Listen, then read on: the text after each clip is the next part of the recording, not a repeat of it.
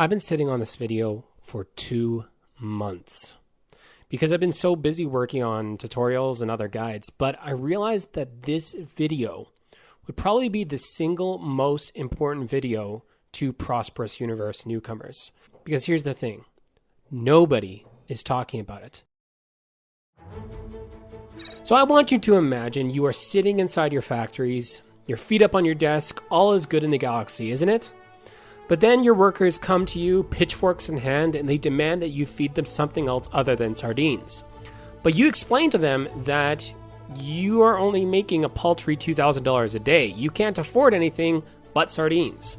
So I say, who needs workers when you got the warmth of spreadsheets?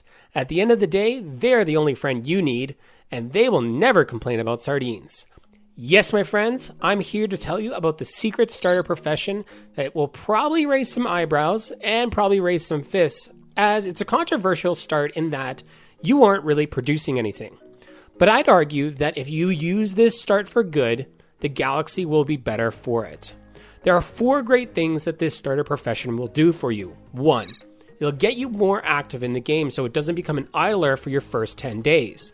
2, it'll give you a return of up to $10,000 on your first couple of days.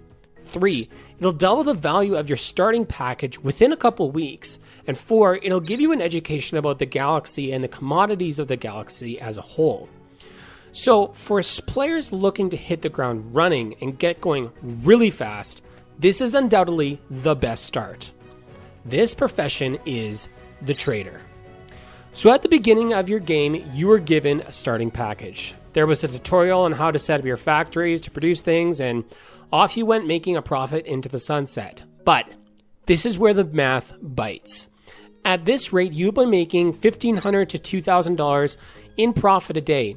But that's not including fuel. And even then, this is when markets are good. If markets are trash, you could be making about $500 a day. With this start, your likely next expansion isn't going to happen for 2 to 3 weeks. So for these weeks, what do? And I hate to say it, you do nothing. So what did I do? Well, I went to work on building a spreadsheet as one good Prosperous Universe player does. And the spreadsheet I built that increased my profits exponentially was the Arbitrage Scanner. Now, it might look slightly different to you if I make any improvements on this sheet, but this was a spreadsheet I built to scan for arbitrage. Don't worry, I'll include a link in the description so you can use this tool yourself. But for those that don't know what arbitrage means, it's essentially a fancy word of describing a profit opportunity. So, how this scanner works is it's fed live price data from Prosperous Universe. And then this data is manipulated in such a manner that it tells us if there is a profit-making opportunity within the galaxy. This is essentially the trader's guide to the galaxy and will tell you how to make a profit. You see, in the galaxy, there are various sectors of space dominated by certain trades.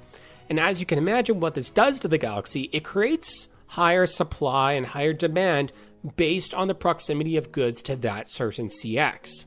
So to kind of give you a Cole's Notes, you got manufacturing and fuel in Benton space, construction in Moria space, Hortus has food and water, and Antars has metal. Now, armed with this knowledge, you can see slight ebbs and flows in the markets based on these products and start making money off of it. So before I give you an example with the Arbitrage Scanner, let me explain how this sort of gets started. At the start, you were given a series of building materials and a few various commodities. Your job now is to head to the nearest CX and sell everything. But before you do, I recommend you settling down your core module on a planet. So if you already picked a planet in mind, settle it. Plunk it down on the planet. If you aren't sure yet, take your core module with you. But just know that you're going to either have to shove it in a warehouse or keep it in one of your ships when you begin trading. So essentially, you are liquidating your entire starting base into pure cash. This cash should be more than around 50,000. So 50,000 and up is what you're looking for. So now, let me show you an example of how to trade. In this scanner, we have 3 sheets inside this workbook. Starting with the high volume sheet, this is where you're going to start your trading career. And it has the tickers for the highest volume traded per day. and we'll show you how to make a quick profit on opportunities that exist in the market. So what you do is you find a trade. For instance, the CI1 versus AI1 means that we are comparing the Benton and Antares markets against each other. As you can see, the slower than light fuel is trading at $1.24 more in Antares than it is in Benton, which means that if you filled a cargo hold of your ship full of this commodity at the Benton CX and sold it at the Antares market, you would make a profit of about $1.24 per unit. But keep in mind the pressure. The pressure columns indicate a measure of supply versus demand. While the market columns indicate a more mathematical fact, the pressure columns are more of a suggestion. They tell you where the supply versus the demand pressure is going and will be kind of the first indicator to you as whether this trade opportunity is here to stay or whether it'll disappear overnight. As always, do your own research. Speaking of risk, I also developed a more advanced low volume arbitrage scanner, but keep in mind that this scanner scans for most tickers with a pretty low volume.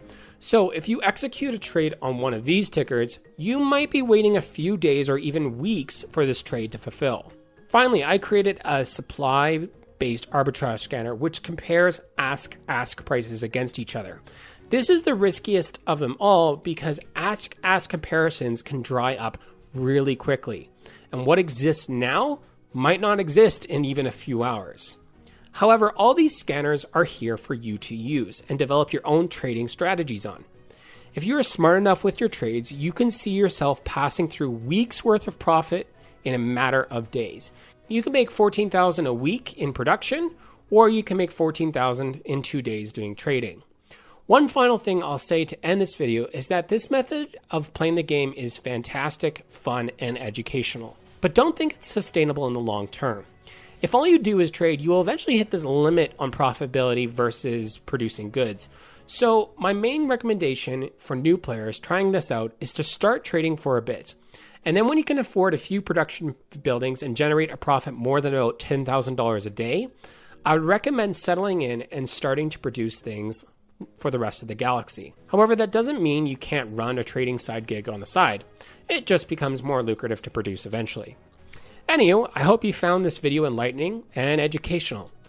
If you have any other questions on this profession, hit me up on the Discord, or better yet, join the Nascent Mercantile Discord, and we can chat further on this topic. Thanks for listening, folks, and until next time.